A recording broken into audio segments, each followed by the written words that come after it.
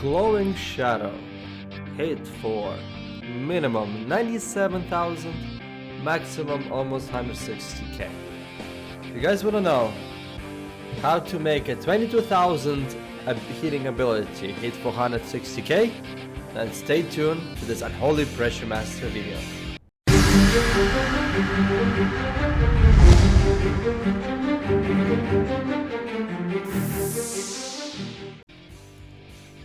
Yo guys, this is Reinhardt, this is your favorite Russian talking, and this is gonna be Unholy Death Knight guide for Shadow Class Spec. In this video, we're gonna break down the entire damaging toolkit of Unholy Death Knight when it comes to clearing shadows, and we're also gonna back it up by the data of using over 50 to 60 different arena matches. And a little bit about myself, guys. I'm a gladiator Unholy Death Knight who also got hero multiple times. I love the game when it's good, but I also happen to have bachelor degree in mathematics and marketing. So I like to take the damage components of a classes, break it down to a very good poppable damage rotations to the point where a lot of people can own. I got over hundreds of people gladiator titles. If you look at it, my old montages, I literally have just a summary of all the comments of people getting gladiator 2200, 2000 ratings by watching this guide. Guys, I took a lot of effort into this guide. I did not release it as soon as 10.2 came out. I wanted to make sure that the whole damage numbers and the mathematics make sense.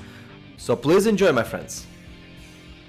Alright, my friends, let's turn our nerd analytical brains and let's dive into Unholy Death Knight Claw Pressure Master.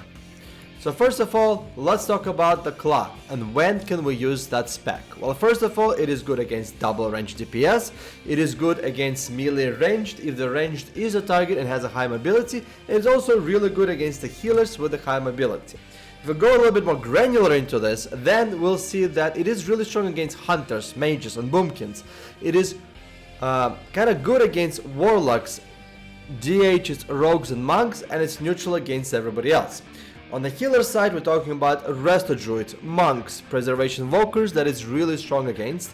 It is decent against shamans and H-Polys just because their mobility is less than the guys before that, and then it neutral against is priest healer. If you guys notice the tendency here, it's anything with the mobility is good. Shadow Claws is really good against that. Anything that is more stationary, I would favor more Plaguebringer spec. So with that said, let's dive into actual damage numbers of Unholy Decay. And after about compilation of about 60 different arena matches, these are the average numbers I was able to combine, and I believe the total number was way over 500 million damage after I actually added everything up together. First of all, let's get the elephant out of the room in terms of how big is the upcoming nerf coming on next Tuesday. So we have a 50% rotten touch damage buff and we have a 40% nerf on top of it. So the rotten touch will go down to 30%. So the rotten touch will increase your damage of your clawing shadows by 30% instead of 50%. But because there's also ripping, because there's also unholy assault and diseases, that the total damage nerf, the end damage nerf to your clawing shadows that you should be expecting when everything lines up is about 30.5% damage nerf, and that's even the pre-strength multipliers. So that is a relatively considerable nerf when it comes to mathematics. Now, when it comes to damage Unholy Decay, these are the baseline numbers before we have a strength multipliers, before we have everything else. The claw on average, this is also includes the rotten touch, and this is also includes the ripping as a multiplier as well, because we're looking to kill shit and we're looking to finish somebody off, and we're looking at the kill potential of Unholy Decay here in this particular scenario. So with that said, is fully multiplied claw will do end damage at 53,000. A death coil will do anywhere between 38,000 to 46,000. And it depends if you have a sudden doom proc or if you don't have a sudden doom proc. So with the sudden doom proc, the end death coil damage is going to be 46,000 plus 13,000 combined, so it's roughly going to be 60,000, and on the low end it's going to be roughly about 50,000 damage. Fettering wound average damage is about 34,000. That's before any multipliers. That's what we need to understand what we're working with. To here, what I want to say here is that Claw on average does a little bit more damage than a Death Coil when a Rotten Touch procs, even post nerf. However, if we look at the entire kill potential of Unholy Decay, when it comes to go, when you have a Reaping, when you have Unholy Assault, and you have also 3 diseases and extra damage from diseases coming up, this is the end result damage before any strength procs that you should be expecting your Unholy Decay pumping. Your Claw should be hitting at about 68k, Death Coil at about 58k, Devastation about 18k, and the Fettering Wood minimum at 43k if you have your go. But your go should be even about 30 to 40% higher when you line up your strength procs as well. So during the burst window damages, when you're trying to kill somebody, these are the actual numbers that you're going to be seeing on your screen at the very least, or these are the very low end numbers that you should be seeing it. Your Claw should be hitting at about 80k, Coil should be doing 64k, Coil of Devastation should be hitting at minimum 20k, Festering Wounds 50k a pop, Apocalypse each should be hitting minimum of anywhere between 170 on the low end to 250k actually on the high end damage.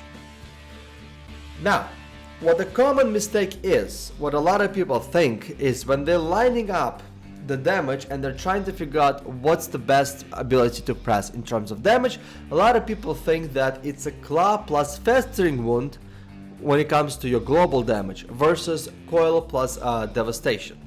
But what I want you to understand here, guys, is that these two globals, even though Claw plus Festering Wound will do ultimately more damage, Coil of Devastation actually should be taking Coil plus Devastation Coil should be taking a priority here. The common mistake is that people are forgetting that you need to pre-Festering Strike in order for your wounds to do damage, and the Festering Strike on average does about 20k to 30k damage on its own, and plus 60 to 120k damage versus a backhand wound damage on the backhand. Death Knights are not a machine gun that there used to be in Mist of Pandaria, where they were in Unholy Presence spamming a lot of their abilities and necrotic strikes. They're more like a revolver. You load yourself up with Unholy Wounds and then you try to burst them down. When you load yourself up with Unholy Wounds, or you load the enemy with Unholy Wounds, it doesn't mean that the Claw Shadows will ultimately do more damage than your Coil. You have to prioritize everything. And the way that we need to view this is we need to view everything separately. And when you start breaking everything down, then you'll see that the Claw on average hits about 56k during your go, Wound does about 42k, and the Death Coil on average, using all average baseline numbers, with the Devastation Coil will do about 75k damage. Ultimately, Claw versus Coil, that's what it comes down to, and Coil most of the time wins.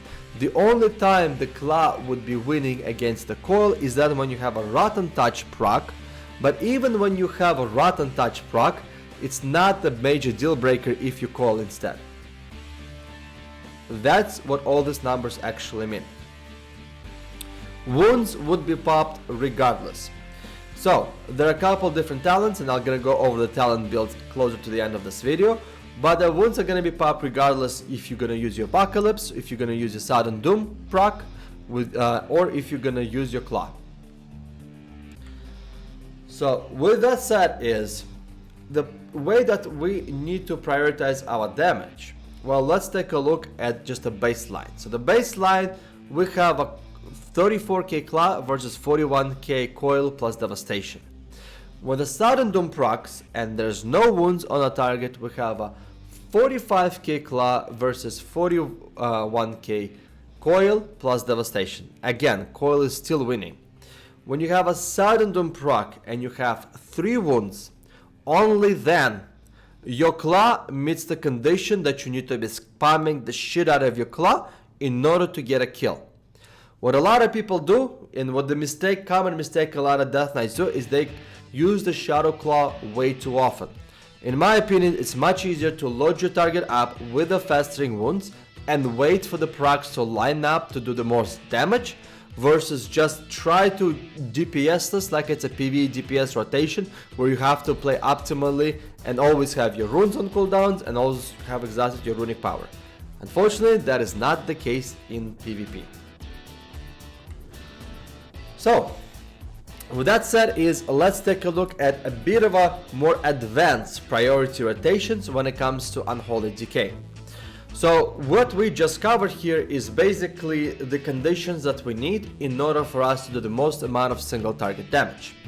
And the condition is very simple. You have your sudden doom proc and you have at least not 3, preferably 4 to 5 wounds on the target.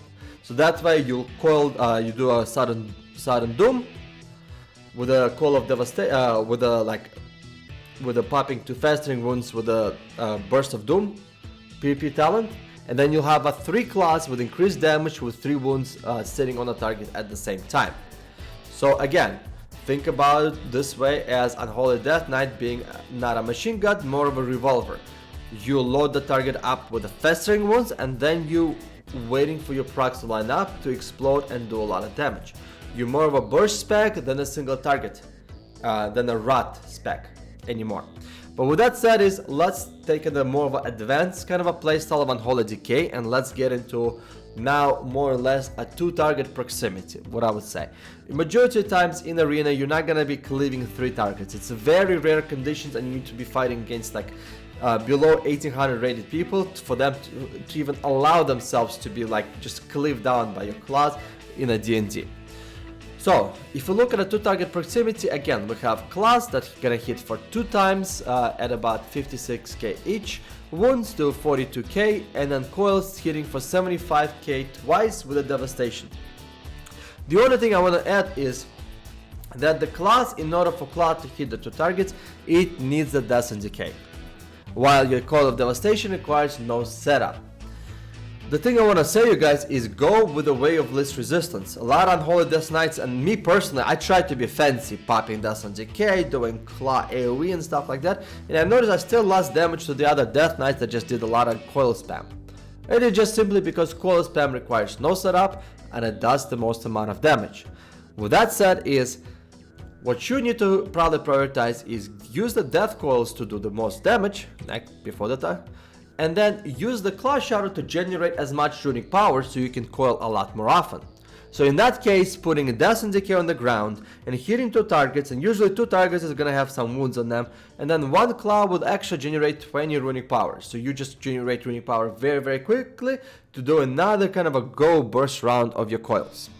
So with that said, let's take a look at actually just positioning and positional advantage and how to take advantage of that to do the most amount of damage. Guys, I'm gonna be coming up with a just 6-0 really good solo queue shuffle utilizing this guide, and you'll see the damage numbers are just nutty. So when you have a top left, when you have a 2 targets together, you definitely should be coiling over Death and Decay. But the way that it works is afterwards, and this is the 2 most common scenarios. And what I mean by most common scenarios is that when you're chasing one range DPS, he usually tries to stack on top of his healer, so you have an opportunity to cleave both a healer and the range DPS. Or range DPS have a tendency to sometimes stack on top of each other. So in this case, what I wanted to say is bloat out all of your runic power onto coils, then put a chain of ice, Death and Decay on top of them, and start putting Claws of Shadows. The only difference in the rotation that should make is if you have a sudden doom proc and it hits both targets, then go ahead and Rotten Touch, because then you will be doing a lot of damage with your Clawing Shadows. But make sure they have festering wounds. If there's a festering wound on one target and there's no festering wounds on the other target, go ahead and Claw Shadows. If both of them have no festering wounds and you still got a Rotten Touch, go ahead and coil, because the coils will still do more damage ultimately. The other way around is, let's say you're chasing the healer and the melee DPS is right behind you and is fucking you up. So in this case, the biggest kind of a AoE that you can do here is if you pop Death and Decay on top of yourself or a healer and you start doing a Scourge Strikes as you're trying to blow up the priest. Like, let's say you have a sudden doom proc, the priest is sitting at a nice and comfy, let's say 4 festering wounds. Then you do a sudden doom proc, you put Death and Decay on top of him, and you pop those additional 2 festering wounds with your Scourge Strike, while at the same time cleaving the target behind you. But the best way to do it is to actually maneuver and position on the bottom right yourself behind the healer. That way the DPS is gonna follow, and that will line up for extra coil spread damage as well. And then to kind of summarize you guys what a Death Knight feels like in Dragonflight, well, when I left the game back in Mr. Pandari, we had a lots of .AoE damage, and we had a lot of backhand damage via Necrotics and Soul Reaper. Lots now, we have opportunities and windows for really good situational AoE damage, really good single target burst, and it's all front end damage with a heal reduction via Festering Wound. It's a drastically different playstyle, but it's also very, very enjoyable. Now let's take a look at the specialization itself. Alright, so this is the commonly, or the most commonly used spec with a few iterations and a few different substitutes back and forth. So a couple things to pay attention here, guys. This is really good, Doom Burst.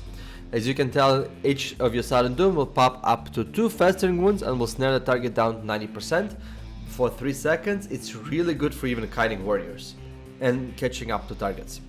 And then you have a Necromancer Bargain that basically removes all of your ghouls, puts a crappy dot on a target that's not affected by Plaguebringer for God knows reasons why, but it just reduces your Apocalypse down to 30 seconds instead of 45.